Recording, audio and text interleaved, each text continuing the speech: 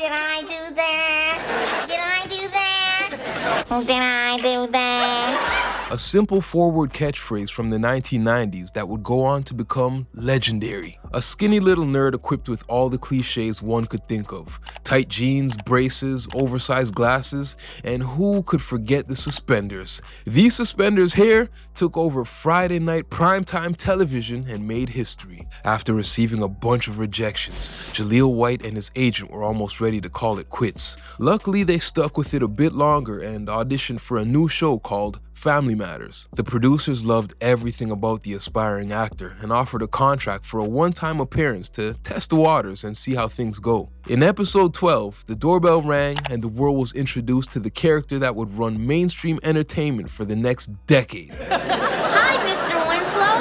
I'm Steve Urkel.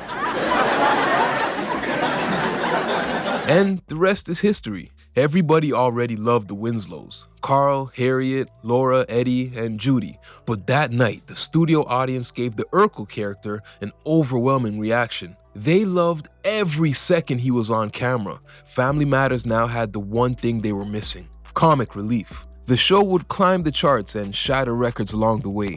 To this date, it is still the third longest running black sitcom ever. Once they found their star, they started to push the Urkel brand. They abused the character and put him everywhere they possibly could. Even if you didn't watch Family Matters, you knew of the name Steve Urkel. There was Urkel clothing, Urkel pull-string dolls, and even Urkel cereal. As for the show and storylines, their golden goose was placed front and center at every chance possible. The supporting cast slowly took the back seat as they slid Jaleel White into every scene imaginable. Steve learned to fly. Steve was in space. Steve made a killer robot. Steve cloned himself. Honey, I Shrunk the Steve, and he even had the ability to transform into iconic characters like Bruce Lee and Albert Einstein. Why cast another character when you can get Steve to put on a dress and play Steve's cousin, Myrtle Urkel? Steve was literally in every scene.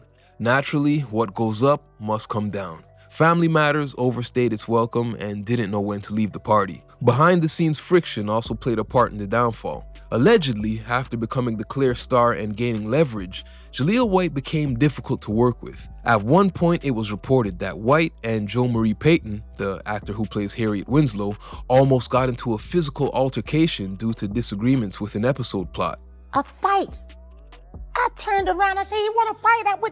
Darius grabbed me. I was going to go in and whip his behind. Nonetheless, its status remains legendary, one of the greatest and most successful sitcoms in the early 90s. How did one child actor accidentally become a worldwide sensation? Why wasn't the actor able to thrive in the industry after portraying the lovable geek? Will we ever see a greater example of typecasting ever again? And why won't modern TV ever be able to recreate that magic? A character that needs no introduction. This is Stephen Quincy Urkel, and we will never see another character this impactful.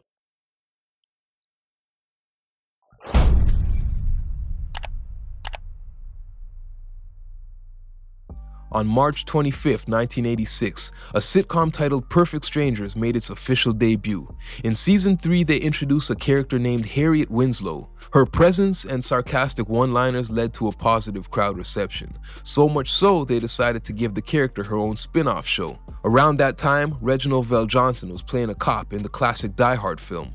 The Perfect Strangers creators liked the way he portrayed the cop so much, they pretty much made a carbon copy, changed the name, and imported him into their storyline. On September 22, 1989, The Perfect Strangers husband and wife would go on to debut in their brand new spin-off titled Family Matters. They were assigned a few kids, Eddie, Laura, and Judy, moved in Harriet's sister, Aunt Rachel, and gave them a house in Chicago. Family Matters focused on an average income family named the Winslows. They're wholesome, and the show was heartwarming. It had a lot of these sappy scenes with sad violin strings faintly playing in the background. The show was good, but that was the exact problem.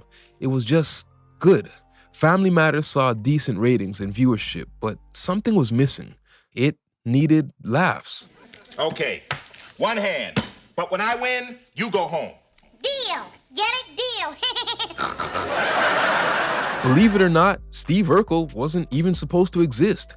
Producers put out a desperate casting call, and in walked their savior, Jaleel White, playing the perfect awkward, snort-laughing, geeky, cheese-eating, mouth-breathing, annoying next-door neighbor. The audience loved him. The crowd made sure to go crazy with cheers of support as if to tell the producers, this is our guy, we want to see more of him. And just like that, what was once known as Family Matters became The Steve Urkel Show, featuring some group of black folk named the Winslows. Steve stole the show and became the focal point of damn near every episode. Steve takes boxing lessons to beat up a bully. Steve saves Carl from drowning in an ice-covered lake. Steve builds a jetpack. Steve and Laura versus the racist classmates.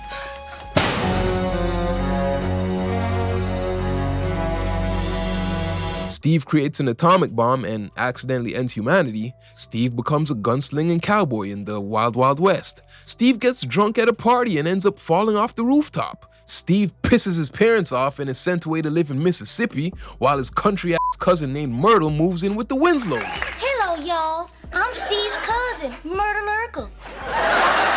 Steve was getting so much playing time off the bench, they fully murked off a kid for him. They got rid of Judy. In her last appearance, she's playing a flower girl at her grandma's wedding and then gone. They never mentioned her name again, and she was never to be seen again. I mean, we'd see her many, many, many years later in a different type of scene. If you know, you know. Urkel was a phenomenon like Hollywood has never seen before. He pulled off the unthinkable and made being a nerd cool, or at least admirable. So you gotta give credit to Jaleel White, who leaned into the character as much as he did. He became the product. From the nasally voice, the walk, the posture, and that signature laugh that sounded like a pig choking on mud or something. Well, the good news is my dad'll do the operation for you. The bad news is he'll charge you an arm and a leg. By the later seasons, it was easy to see Family Matters was running on fumes. The storylines went to shit. Everything became wacky and fake. Steve plays a thug named Original Gangsta Dog. Steve creates an invention that accidentally shrinks him and Carl. Laura, who has infamously been known to hate Steve, not only now loves him, but they get engaged to be married. Then Steve's in space for some dumbass reason. You know we were nearing the end when they replaced Harriet Winslow. I'll never forget the day I turned on the TV to see this random lady in the kitchen, and I'm like, who the fuck is that? Then I quickly caught myself and hoped nobody in the house heard me cussing. But yeah, Family Matters definitely overstayed its welcome. Unrelatable and reused storylines, forced character usage, and the believability left the building years ago. It was impossible to suspend your disbelief in some of the episodes. That's amazing, you read my mind! Jaleel White is the definition of typecast. He played this nerdy role so well that he accidentally killed his acting career. Viewers at home didn't want to see him play anything but the Urkel character. We'd see him do cameos, like in Fresh Prince of Bel-Air, and he was even the voice of Sonic the Hedgehog in the classic 90s cartoon. But for the most part, we only know the actor from this one show. Nobody wanted to cast him in any serious roles because all we can see is that nasally voiced kid from the 90s. We will never see another character like Steve Urkel for one reason and one reason only. It's a new generation now. Back then, audiences decided who became a star. Today, algorithms do. Social media has trained consumers to be more accepting of their celebrities oversaturating themselves. We follow all our favorite icons now. We know their families. We see what they have for breakfast.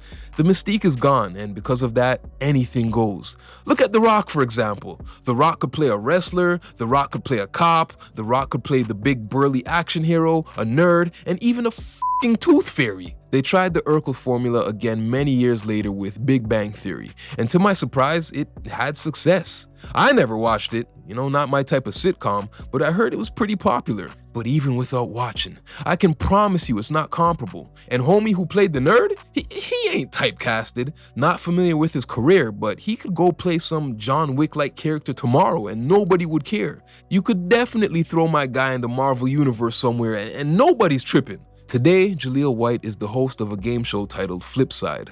He's one half of the Everybody Lurks podcast, and he's also a spokesman for a cannabis company. There's an ongoing rumor that he's one of those celebrities you never want to meet in person. Allegedly, he's a bit of an arrogant asshole. If true, hey, I kinda understand and feel for dude. As he aged, the memories of his biggest role must have been bittersweet. A part of him might even resent Steve Urkel because that character stunted his growth in the industry, leading to feeling jaded. You can even see signs of this in interviews as he comes off a bit pompous or pretentious. You can regularly see him clapping back at his own fans in his IG comment section, like the time he had Danielle Fishel on his podcast. He uploaded a clip to his page and a supporter simply commented, "She's always gonna be Topanga, just like you're always gonna be Urkel." Jaleel responded, "Coming from yo invisible ass, that's a compliment," and followed it up with, "Whatever you say, hashtag usernames created while taking a shit. You look like you smoke oregano." Questionable attitude aside, he still played that lovable nerd whose catchphrase was this simple 4-word question. Did I do that? Did I do that? Did I do that? Turns out, he did. He did that shit.